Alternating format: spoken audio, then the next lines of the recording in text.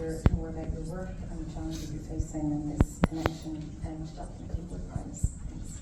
Thank you, Sarah. Thank you all participants of this event and OSCE that we can organize and meet to each other personally after the COVID and during the war in Ukraine. It's important for us to support to each other personally, I think.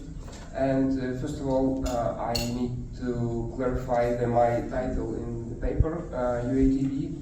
The new brand of the UATV is Freedom. It's a Ukrainian foreign broadcasting company. It's a state media for 3 different languages, Russian, English and Arabic. And we worked under the UATV logo before, but since the war started to change our slogan and logo for Freedom, the word that understand English languages. And anyway, the question for me was my personal experience of covering the war and the challenges I faced and how I understand my role as a journalist, as an editor, and editor who covered the war during the last 8 years. I think to all of these questions there is one answer and one word to this word is mobilization. It's not about Kremlin mobilization or the picture that we saw now on the Telegram channels and the live streaming from Kremlin, how they recognize new territories, but mobilization, I mean media mobilization, humanitarian mobilization, existential mobilization for us as a Ukrainian journalist and Ukrainian media.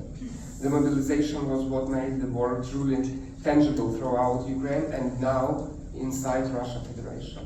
We went through this already in January when mobilization suddenly became real for my neighbors from Donetsk, from my native city where I'm from originally, my friends, people who I knew from childhood in Donbas, in Luhansk. They're now criminals also. They didn't want to go to the Putin war. They surrounded to Ukraine but faced crime accusations. The work with this category of citizens is the task of human rights activists, and I hope they are here in Warsaw during this meeting to devote more time to this problem. I mean the Ukrainians who were mobilized from occupied territory and the same Ukrainians who mobilized from Kherson and Mykolaiv regions.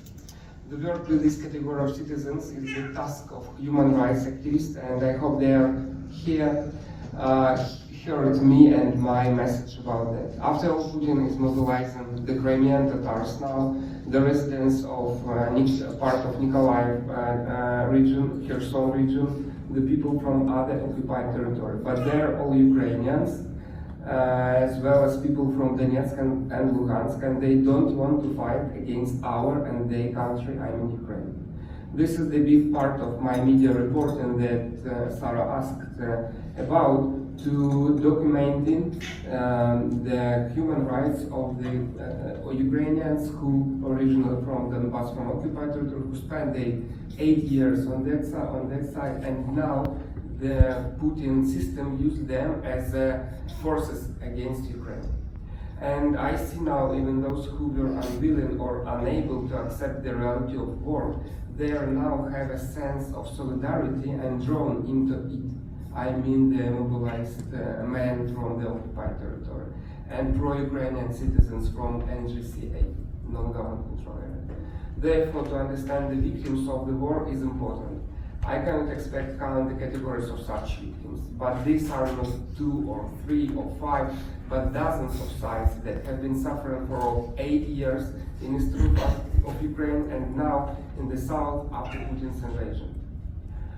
This is the main focus of my media work as an editor and journalist in the field, and I will honestly say in what position I myself, when I am the front line in case of danger. For example, I freely stay on the one place and try to concentrate on my breath. But I can leave this territory and be safe because I'm a journalist and flexible, I have resources for that. Hundreds of thousands are not, they live like that every day, they survive, and breathing doesn't help them, and media, our media work also doesn't help them. I'm no longer in Donetsk and Luhansk and even now not in Bakhmut that under Ukrainian control. I cannot show on my personal example what does it mean to resist in the field inside Gorlivka, for example, that under Russian control. But I know how to resist in the media during the real war that we faced the last 6 months. Notwithstanding, I remember how the drones hunting us in Donbas 2 weeks ago when Russians find our Starlinks, and Angelina mentioned Starlinks, but Russians, they monitoring their area and send their drones to find who used that Starlinks. It doesn't matter for them who are you, media journalist or military or maybe public serviceman or another. Another level of the problems for us, for journalists, bots in the internet. They are hunting us online, humiliation, accusations, blackmail. All this has become the norm for people like me who cover the war during 8 years. Online web sources and Facebook, for example, Freedom Facebook, this is the name of our TV channel, under the attack every day from fake accounts and companies, and the Meta Corporation in this way is inactive, and I hope this is the problem also should be on the table during OSCE meeting or another big tech meetings with big tech. My message during this panel discussion that independent media during the war is possible and necessary, but the very concept of media independence has now become different. When I see reports in one Western prepaid international news agency that the people of Kherson need to choose their future in 5 days, I have a question: is this really independent media, or is it a symbol of quality maybe, or media standards? If editors and journalists of this media outlets don't understand the depth of context in Kherson region. I want to quote the background for this news. This is the quote. 5 days of voting is taking place to determine the future of the Luhansk, Kherson, Donetsk and Zaporizhzhia regions. It sounds like people in Kherson have a rights for that. It's a mistake, of course, and biased back for this news agency. So the previous approach to standards, sometimes media standards, sometimes looks like are they tools of mass murder, occupation and colonization now, or simply state justification of crimes. Or another example, what we face is the sociological reports that provided by Russian companies and say the big picture that don't have a proof for real data from that territory. Now I want to say for our audience an update to the standards is required, and we can start a discussion about that. For example, if you know about preparation of some maritime group in Russia, that they are ready to burn military registration centers or Russian government offices. And they trust you as a journalist, for example, and invite me as a journalist to film in this process, for example. But what is my plan should be on that? And how this to correspondent with my media, with the media standards in my company. Not a blog, not a small media outlet, but real big TV station that covers 60 countries all around the world. Should I agree to filming this accident or this activity? I want to use this panel discussion and refer to Russians and our citizens in non-government control area. Send us exact information and we will cover the stories of resistance inside Russia, inside occupied Crimea and Donbas.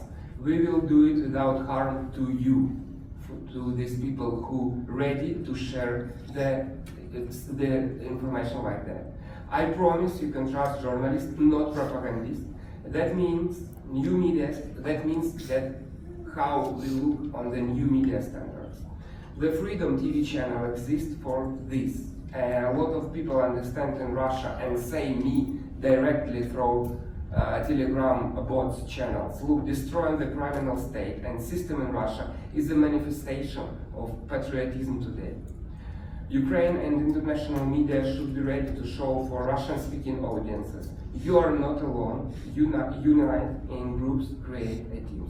Democracy and solidarity will win, and I want to start my speech. Remember the slogan of Washington Post: democracy dies in darkness, Russia in the dark today.